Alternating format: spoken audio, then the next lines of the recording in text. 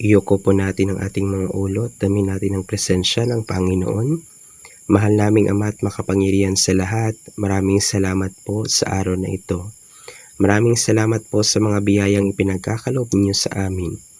Salamat sa panibagong araw ng pagtuklas, sa mga bagay na magdudulot ng importansya at kasigasigan sa aming buhay. Ama, ikaw ang pundasyon ng lakas at tibay sa bawat araw ng pagtuklas. Sa pagsisimula po ng aming talakayan, bigyan niyo po sana kami ng sapat na kaalaman at kaliwanagan upang maproseso namin ang talakayang tatalakayin sa araw na ito. Bigyan niyo po kaming lahat ng katiwasayan at kadalisayan sa puso at isip. Buksan niyo po nawa ang aming kamalayan upang malasap namin ang esensya ng edukasyon. Ama, wala kami kung wala ka, kung kaya't ang lahat ng pagpupuri ay ibibigay namin sa iyo. Ama, ang lahat ng ito ay aming pinasasalamatan, pinagpapatawad, pinagninilayan at hinihingi sa pamamagitan ng iyong anak na si Jesus, aming Hari. Amen.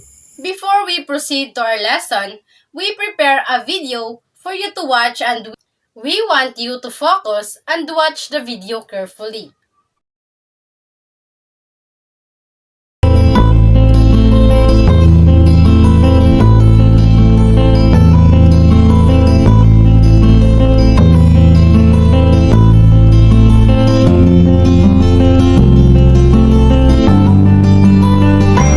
After watching the video, what do you think is our topic for today? Yes? Yes, it is related to Indigenous people. Our topic for today is learners from Indigenous group.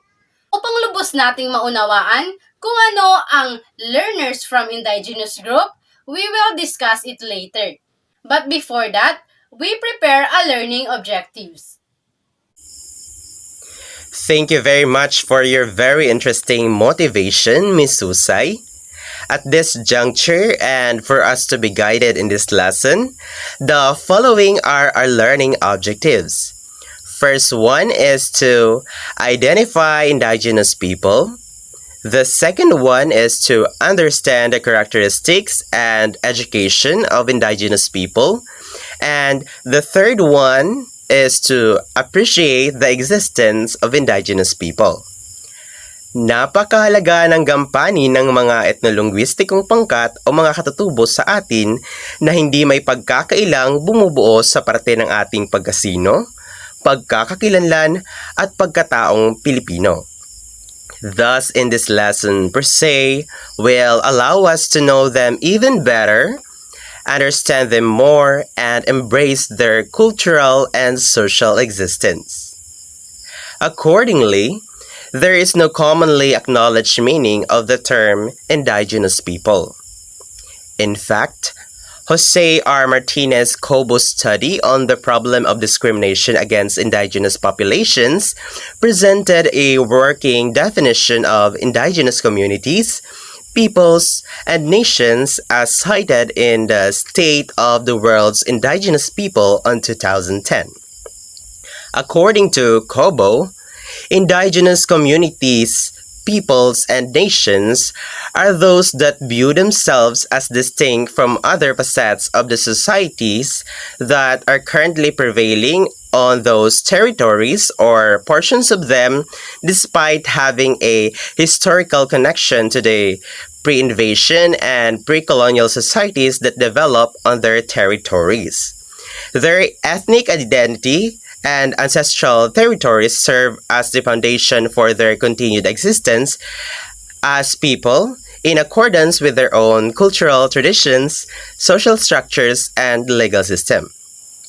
They currently make up non-dominant sectors of society and are committed to preserving, developing, and passing along their knowledge to future generations. This historical continuity may consist of the continuation for an extended period of reaching into the present of one or more of the following factors.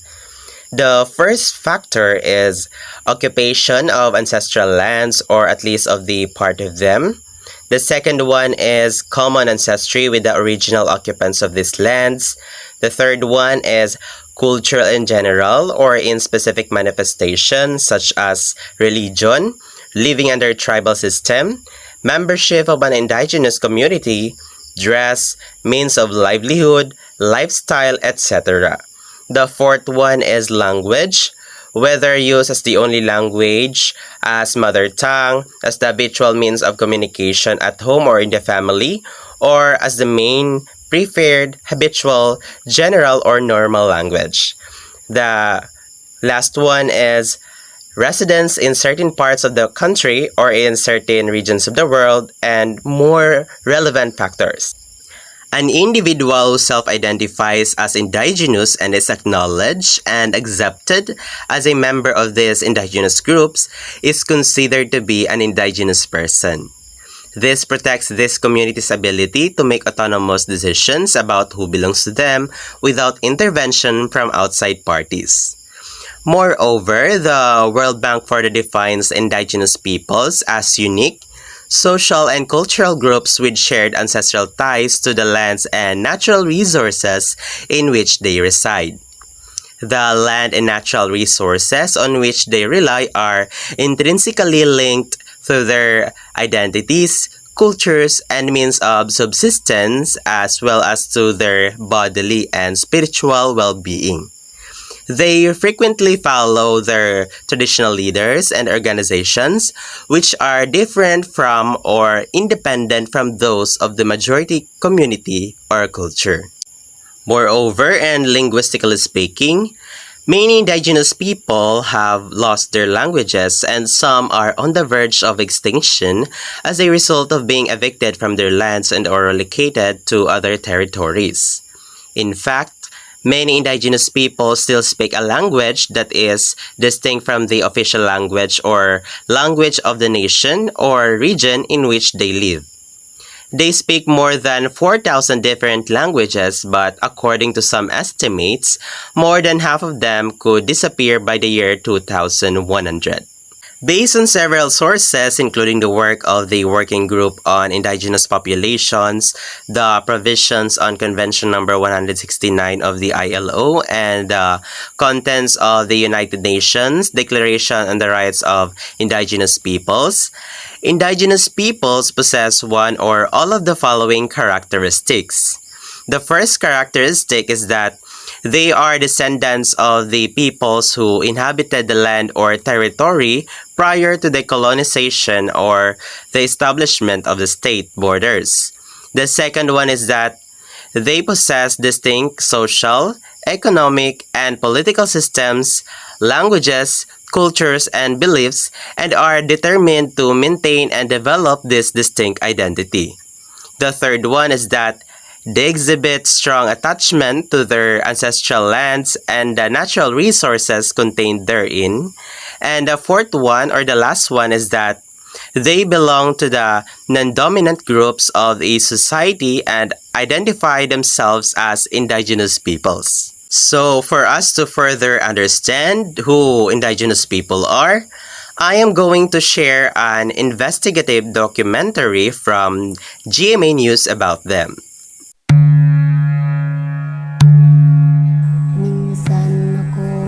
Nadala sa isang tribong dumagat. Ang buhay nila'y naasa sa biyaya ni Makidipet. Ngunit ako'y nalungkot sa aking nakita't naranasan. Lupaing alay ni Bathala, inangkin ng ilang gahaman. On potok mi ayena di ni Makidipet. On potok mi ayena di para di persen. Ayena di. Ito ang tahanan ng mga agta sa San Ildefonso, bayan ng Kasiguran sa Aurora.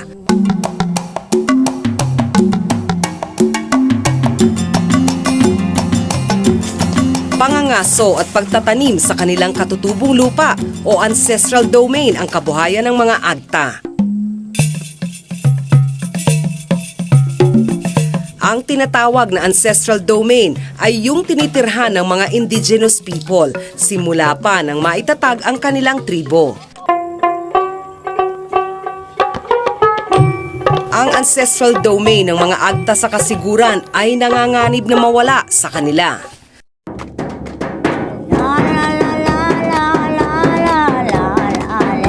Parating sinasabi ng mga katutubo na ang lupa ay kanilang buhay. Kung mawala yung kanilang lupa na kung saan yung kanilang kultura ay siyang umusbong at sila kanilang pinapractice, palagay ko ay maglalaho rin ang kanilang bilang pagkatao. Sa bisa ng Republic Act 10083, itinatag ang Aurora Pacific Economic Zone and Freeport o APECO. Magiging economic zone ang mahigit 12,000 ektaryang lupain sa kasiguran. Kasama na rito ang mahigit 11 ektaryang lupain ng mga agta. Kami po mismo na mga katubo dito sa kasiguran, dito na po halos lumaki, dito na po yung mga ninuno namin.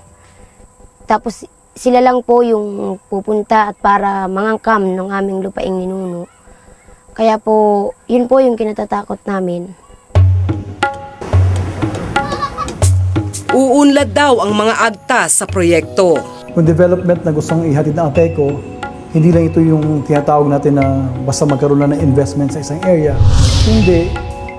Nais nating iangat yung kalidad ng pamumuhay ng mga tao sa isang lugar at kasama sila sa nakikita ng APECO na dapat maging partner, makasama nito sa tinatawag na development. Wala raw formal na konsultasyon sa mga agta bago na isabatas ang APECO. Para pong nangyari, sinaksak kami sa likod ng mga ahensyang ganito. Dahil hindi po namin alam na batas na pala ito. Ayon sa Indigenous Peoples' Rights Act o IPRA, kailangang ipagbigay alam at ipaliwanag ng lubos sa mga katutubo ang anumang aksyon na may epekto sa kanila bago ito ipatupad. So kung walang konsultasyong nangyari, ito ay isang malinaw na paglabag sa kanilang karapatan at sa batas ng Pilipinas. Kaya mariin dapat ang ating tayo dyan na ito ay itama. Dismayado ang mga agta. 1983 pa sila humihingi ng titulo pero naunahan sila ng APECO na 2010 lang itinayo. Bakit mas nauna pa yung APECO na i-release kesa dun sa aming ancestral domain samantalang ito ay 1983 pa. Kaya po, minsan po iniisip din namin na ang ahensya ng gobyerno nababayaran din siya. Ayon sa Indigenous Peoples' Rights Act o IPRA, kung may nakabimbing hiling para sa titulo ng isang ancestral domain, hindi pwedeng galawin ang lupa. Malinaw raw na binaliwala ang karapatan ng mga agta. Yan ang sinasabi nating conflict of laws eh.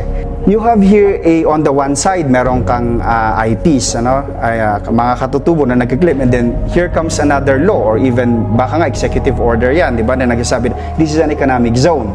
So dapat yung mga subsequent laws that comes after the IPRA, dapat it should be aligned dun sa ini-impose ng ating IPRA.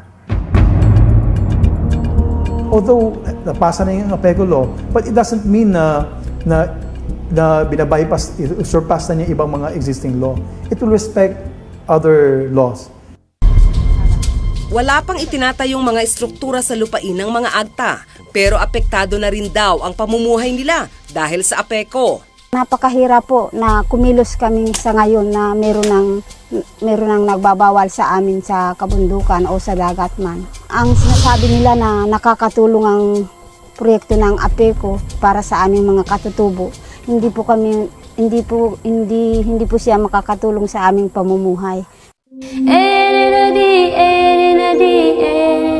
Buhay, kalayaan at seguridad ang katumbas ng lupang kinagisnan ng mga katutubo. Kaya mahalaga na mapanatili sa kanila at manatili sila sa kanilang lupain. Karapatan nilang maging bahagi sa mga plano sa kanilang lupa. Upon watching the documentary, we can really infer that conserving unique biodiversity relies on the knowledge, innovations, and practices of indigenous communities who live in direct contact with nature. Thus, indigenous peoples have the right to revitalize, use, develop, and transmit to future generations their histories, languages, oral traditions, philosophies, writings, and literatures, and to designate and retain their own names for communities, places, and persons. At this point in time, I am now giving the microphone to Ms. Husay to further discuss education of indigenous people. Ms. Husay? Good day everyone, my name is Jerlyn Ayusay and the topic that I will be discussing for today is about education system of indigenous people. So now, let's start our discussion. The Philippine historical accounts show that indigenous peoples or the IPs in the Philippines have long been suffering from discrimination and lack access to education. The IPs comprise about 10% to 20% of the Philippines' 102.9 million total population. According to the UN, indigenous peoples make up approximately 5% of the world's population but account for 15% of the poorest. They represent 5,000 different cultures and speak a majority of an estimated 7,000 languages worldwide. What do you think that indigenous people tend to have less access and poorer quality of education rather than other groups? It is because of the following factors. First, lack of respect and resources cause critical education gap. Too often, education systems do not respect indigenous people's diverse cultures. There are too few teachers who speak their languages, and their schools often lack basic materials. Educational materials that provide accurate and fair information in indigenous peoples and their ways of life are particularly rare.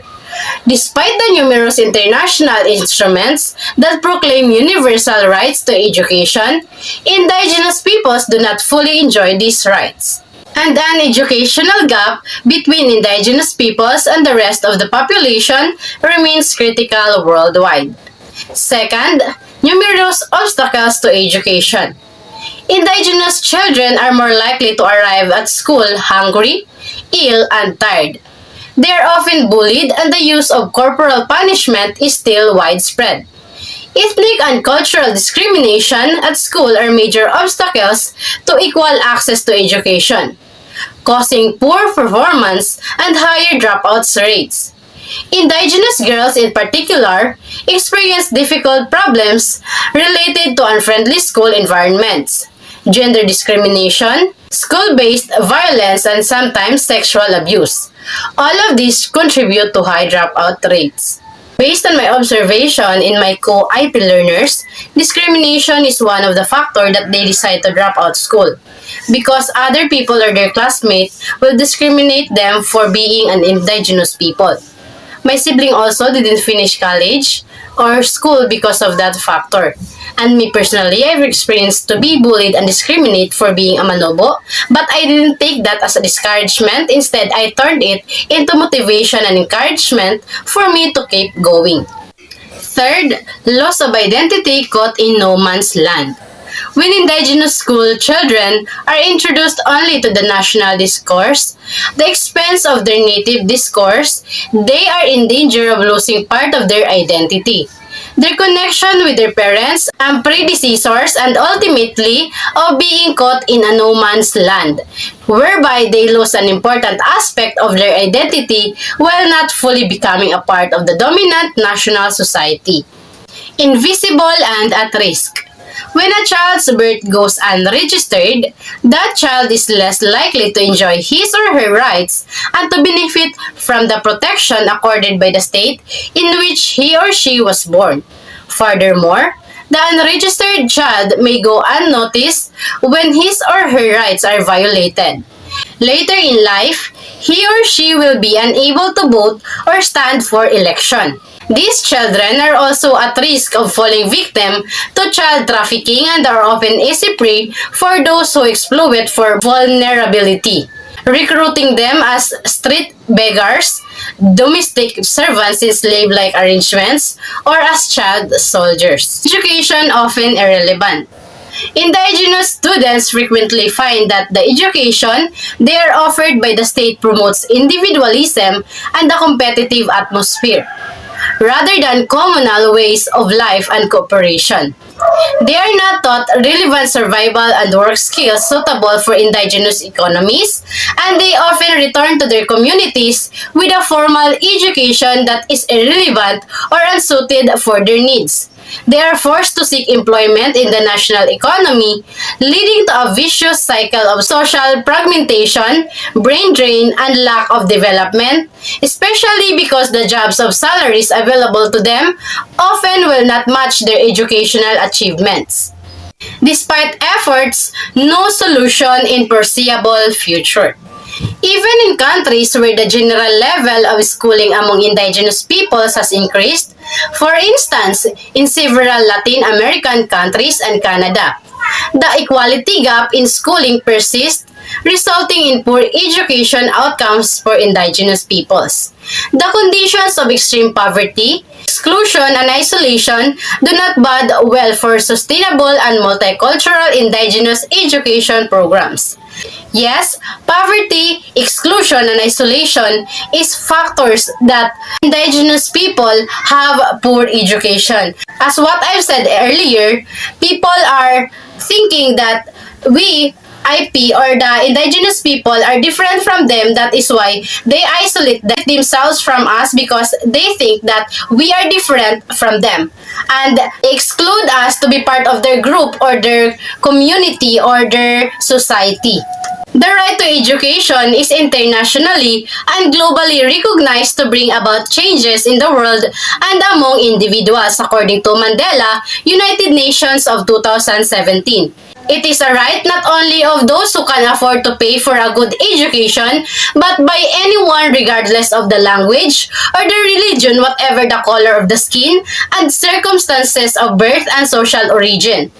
Notwithstanding opinions, political inclination, and economic condition, the United Nations Educational, Scientific, and Cultural Organization, or the UNESCO, in December 1960, sponsored the Convention Against Discrimination in Education purposely to eliminate and prevent discrimination in education.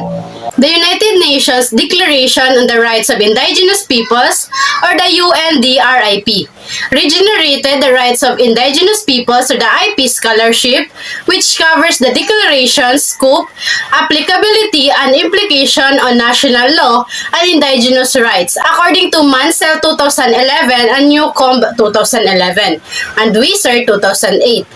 The right to education of IPs, or Indigenous Cultural Communities, or the ICCS, is also promoted and protected in the Philippines.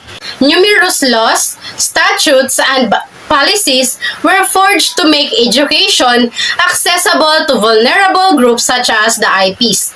This indicates that the Philippines is aware of the needs of its marginalized communities and are creating policies that are responsive to it, especially in the right of education PE.